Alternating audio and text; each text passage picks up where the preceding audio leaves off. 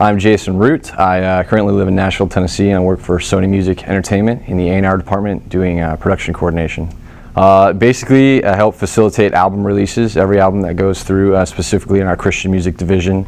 Coordinate timelines, budgets, make sure we stay on track, the artists are on track in the studio, when they're done in the studio, ordering the audio master, overseeing graphics, design, things like that. Also manage the in-house recording studio and do studio drumming for the accompaniment track division. Loyola was everything to me. When I was 15, I started touring and drummer and doing lots of stuff and recording an album, was on the radio, things like that, had a booking agent, and I had signed publishing away. I didn't really know what I was doing, just wanted to play, just wanted to rock, and I didn't know anything about the business. I just wanted to have fun. And there was a time for me when really I had to decide whether I wanted to continue to be a performer or learn about the business. And for me, I knew that I was never going to stop drumming. I still know that I'm never going to stop. But what I need to do is learn about the business that kind of took advantage of me when I was younger and help other people not make the same mistakes that I made when I was 15. And so I chose Loyola to really learn more about the business and the aspects that go along with that. I went to a Jesuit high school when I was in Arizona, and so when I was looking at universities, Loyola popped up and the music industry program popped up, and it just is a great fit. Everybody from my time, I think there's a couple of professors that aren't here anymore. Should I say their names? Sure. Okay. Specifically, Dr. Steiner, you were the first person that actually met from the program in the administration office, and we talked about it before I actually knew that you were the head of the program. And we had a chat, and it was very casual. And then when I went into interview, I learned who you were, and I was like, oh man, this is the guy that runs the program here. And so you were a huge influence in your background in the city. Also, Professor George Howard, who was at Berkeley and had left Berkeley to come teach at our program. And that was a big influence for me because for me, it was between Berkeley College of Music and Loyola, New Orleans. If I wanted to go performance route, it was Berkeley, and if I wanted to learn about the business, it was New Orleans. And a couple of professors here actually advised me, like I said, if you want to be a performer, go there, but if you want to learn about the business, to come to Loyola. It was, yeah, absolutely. I got an internship with Sony in 2009, right out of college. We actually kind of left open a summer class. You helped me with that. Left open a summer class so that I could still get credit, because you have to have college credit to have an internship, basically in any large company. And I was able to do that. And when I applied, I actually didn't hear back for about 2 months. It seemed like forever. I didn't think I got anything. And one day I heard back, and from a couple of different companies, and I went with Sony, and I've been fortunate enough to have been with them ever since. Again, all the courses were fantastic because I did know a lot about the business specifically, but there are some main ones for me. All the technology routes, the studio classes, things like that. I'm a huge tech geek, so those were fantastic with Jay Crudy, the studio tech classes, the MIDI classes. John Worthington, who was here at the time, so they're multimedia classes. I learned how to do Flash. I did audio, again, production. I was a studio TA. Did a lot of recording and technology things. Also, I did graphic design and web design. Those were huge. Those helped me a lot in my internship. I was able to design a lot of things around our social media platforms that currently Sony, that division didn't have, that track division, and boost them. I took them from 0, made them to, over 2,200 within the first 2 or 3 months, and really grew those platforms with unique designs and unique things that I learned here.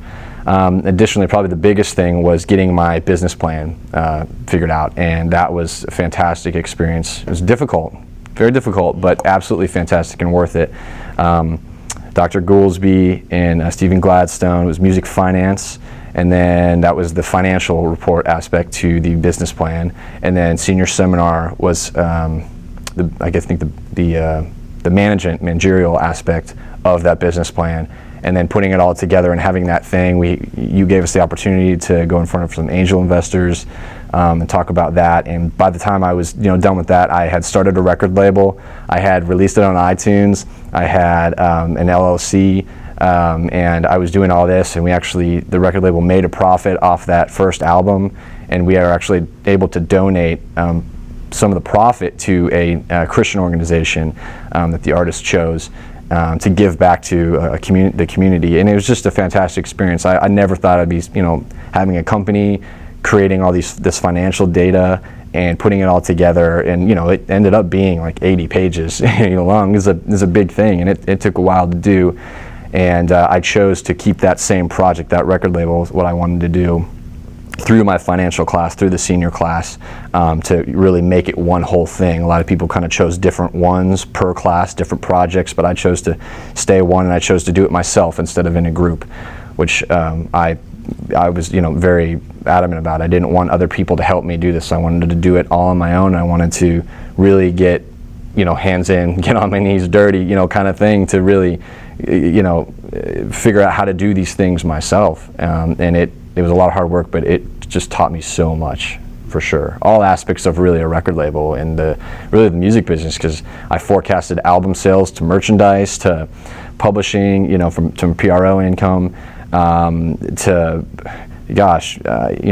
anything, expenses from gas and vans for touring, the band touring and things like that. So it was just a really neat way to kind of put everything together in one spot. It was fantastic. Yeah, it means everything to me. My life changed in high school because of my experience at the Jesuit high school, and my faith grew, and I came to know Christ through that, and that changed my life. And it was actually Christian music as well at that time that helped me do that. And that's when I knew that was my calling for me, that my passion to help other people in the way that it changed my life, and it really just impacted me. But yeah, choosing Loyola was, again, from other reasons, knowing the business, it was heavily weighted and kind of a no-brainer in that regard, that I wanted to continue that, because it was so important to me in high school, being a private high school, for me to have a smaller class as well, a smaller student-to-teacher ratio, to get more individual attention, to get a better learning experience for me personally. And I knew that a private, small college would have that as well, university. But also that the Jesuit ideals, treating other people fairly, being honest, being treated how you want to be treated, business ethics, having good morals. Those are all things that, as Christians, as people, that we need to live by. And in our music business, regardless if you're a Christian or not, we need to be working with those things in mind: business ethics, morals, treating people fairly, and above all, being honest. And Loyola is all about that. This entire school, every program is all about that, but the music industry program really incorporates that to all classes. I mean, I remember talking about faith and morals in English class all the way to senior seminar and music finance. We applied it in regular core classes as well as the music business classes, and it's just so important in our business to be honest and to have good morals and to treat other people with respect and do right by people, so that our business, our industry, can continue to grow and get better. Absolutely, 100%. I didn't really know a lot about entrepreneurship before I started, and before I started in the program, the school, and really, I believe it was Intro to Music Industry Studies, your class, freshman year, really kind of taught me, all right, here's the kind of the things that I need to do, here's how my mind needs to work when I approach new things, new situations. Each of us in this room, in this program, has a unique talent. One of the books that we read, I think it was in Professor Howard's class, entrepreneurship, was, I think it's Good to Great. And there's a lot of things, I refer to that book often, even now, that there's a lot of things that each one of us are good at, but each one of us are also great at something else. And it's important to focus on what we're great at and to what we're passionate about at the same time, and being 100% all in at that, and moving forward and chasing that dream, and working really hard and not giving up, not letting things get in your way. Because in this industry, I'll be honest, it's not easy at times, and there's people who want to break you down or say negative things about you, and it'll happen. But your character and your will and your passion to do what you love to do gets you through those things, and your faith, and again, our program really enforces that. Your faith, your morals, again, treating people fairly, gets you through those times, and you become better because of it. The industry grows, your network grows of the people that you're with, and that's all, being an entrepreneur, going out, finding new things, and being proactive in the industry, in your life. So I actually came to New Orleans, a couple times to visit. I interviewed for the program, things like that. I probably came 2 or 3 times to check out the city, which I think is a huge must for anyone trying to look at the program. Come check out the city. There's just so much going on here. The food, the culture, the people. It's just fantastic. And so I fell in love with the city. So I knew, for me, it was just going to be a great, opportunity to be a great city to be in. Not a huge culture change. It just didn't seem too drastic. I just felt like I kind of fit in. And spent the night, woke up the next morning. My parents were still here on Saturday, and we evacuated, and the hurricane hit like Sunday night, I believe. And yeah, so I went to Arizona State for the semester while the university was closed.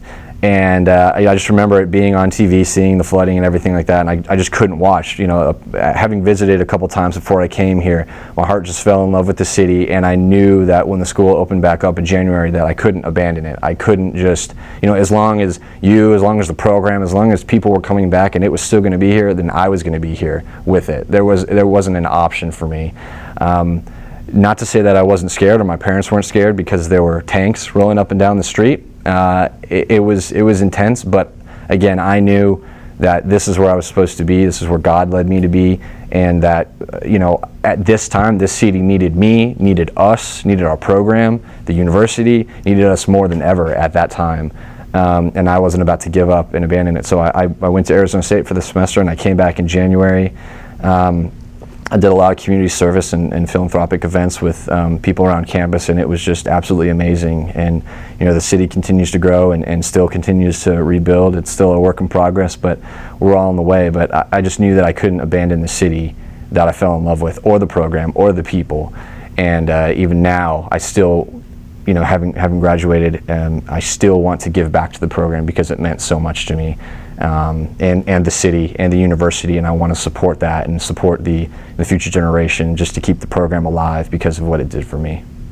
Well, still active in the music business. The business changes every day, so I can just be thankful for where I'm at and pray day by day that that just continues, and to be blessed by that.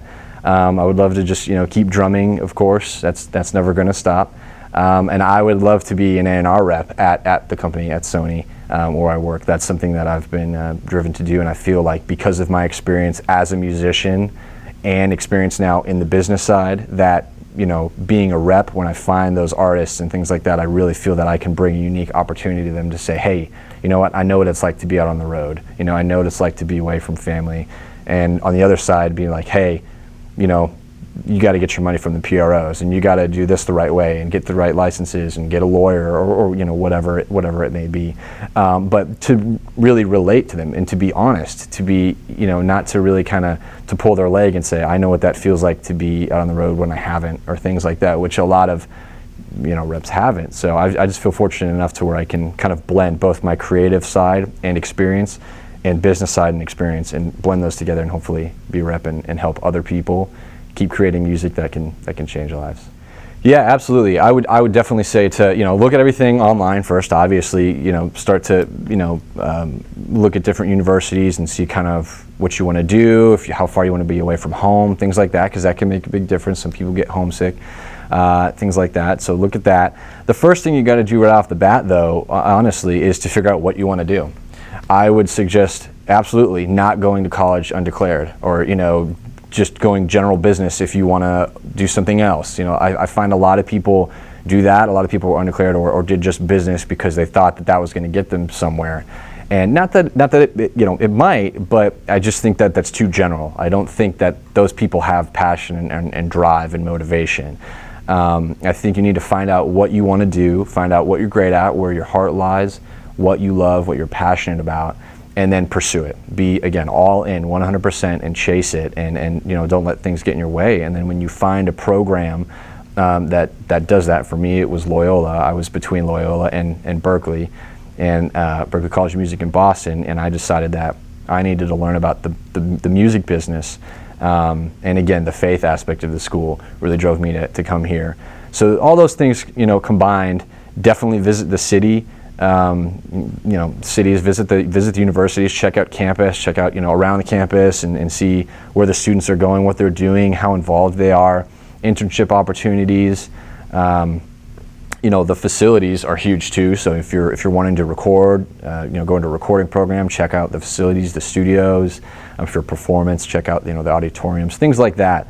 Just go and visit if possible.